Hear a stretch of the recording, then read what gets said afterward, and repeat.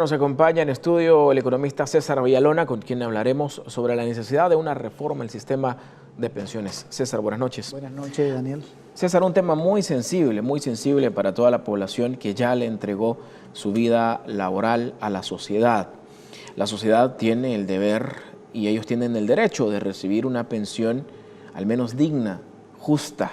Nadie está pidiendo pensiones para volverse rico, pero sí una pensión que no sea para morirse de hambre como actualmente se le está dando a todas estas personas que ya ofrendaron su vida laboral, que ya lo hicieron durante décadas. ¿Cuáles son las fallas? La pregunta número uno, César, que tiene el sistema actual.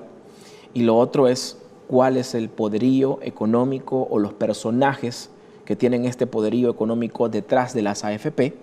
¿Y por qué en países desarrollados de primer mundo no existe un sistema como este? Yo creo que el sistema de pensiones del país tiene tres grandes problemas. Uno es la poca cobertura. Muy pocas personas están cotizando el 25% de la población económicamente activa. El mismo porcentaje de 1998, cuando surgieron las AFP, porque tiene que ver con la característica del mercado laboral donde hay mucha informalidad. En el campo, por ejemplo, la mayoría de la gente del campo no cotiza, no solo a las pensiones, sino ni siquiera a la seguridad social en general. Cuando surgieron las AFP se prometió que esa cobertura se iba a ampliar y sigue siendo la misma. El segundo problema son los montos de las pensiones, que son pensiones muy bajas, sobre todo de las personas que se están pensionando ahora y que tenían menos de 36 años en el año 98, cuando surgieron las AFP y las obligaron a pasarse al sistema privado. Cotizaban en el Seguro Social o en el INPE. Ya comenzó esa generación a pensionarse. A partir del año anterior, del año pasado, mujeres que tenían 36 y ya tienen 55 y cumplen los requisitos de 20 años cotizados, y las pensiones están saliendo de la siguiente manera. Si esa persona se pensiona con $1.000, su último salario son $1.000, con perdón, le sale una pensión de $2.40, $2.50. Eso es lo que le dicen tasa de reemplazo. Y no es vitalicia. Antes en el sistema público le salía, si trabajaba 15 años, como un 55%. Y si trabajaba 25 años y luego la edad de jubilación, le salían entre 65 y más de 70. ¿Y qué tan rentable era ese sistema? Tenía $338 millones de reservas, de reservas técnicas. No estaba quebrado porque tenía una relación cotizante-jubilado que era positiva. Cotizaban 6 por cada persona jubilada. Y el fondo era solidario, iba a una caja y se le pagaba a la gente pensiones vitalicias.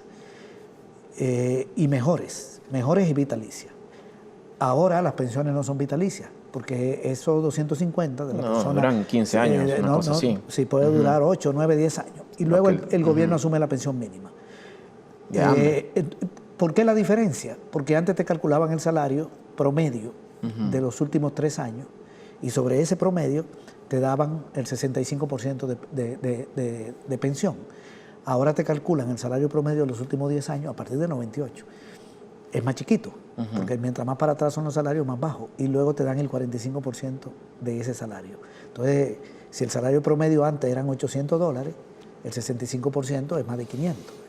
Pero el 45% de 800 son 300 y pico.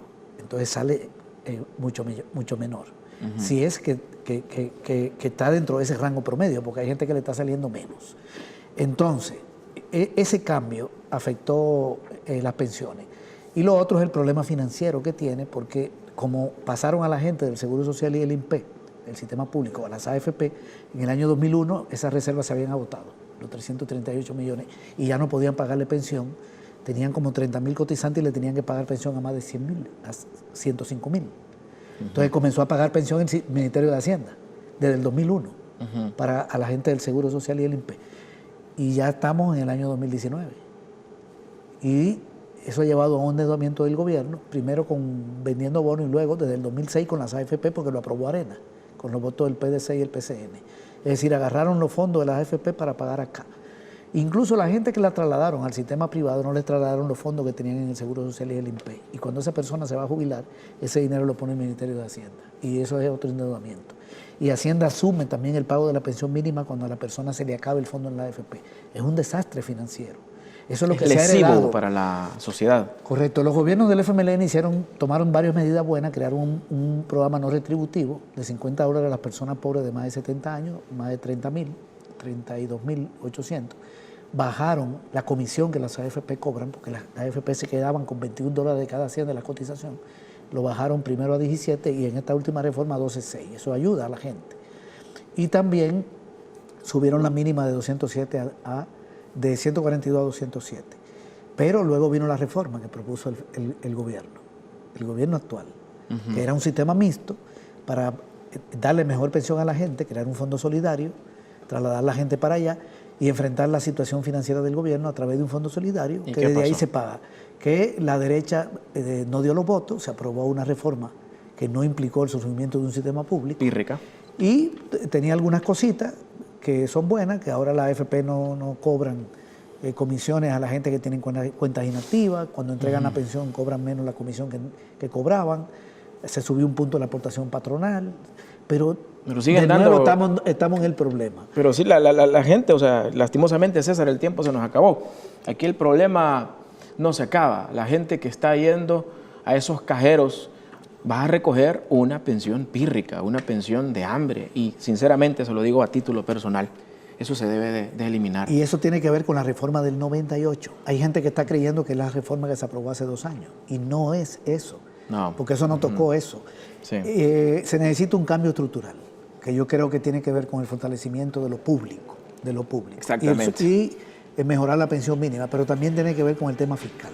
Y a mi juicio, César, nuevamente, y reitero a título personal, esto debería ya ser abolido. O sea, si nos vamos a poner a comparar países de primer mundo que no tienen un sistema como este y lo vamos a poner en la balanza versus la población salvadoreña que ya trabajó con lo que inicié este segmento de entrevista y que recibe una pensión de hambre, hombre, deben haber políticos pensantes en este país que se tomen de verdad en serio este tema, que pongan una propuesta seria de eliminar esto, pienso yo. Claro, hay que eliminar el lucro. No puede ser que una empresa privada administre los fondos de pensiones con ganancia. Sí. Eso hay que eliminar. Y que el pueblo se muera de hambre.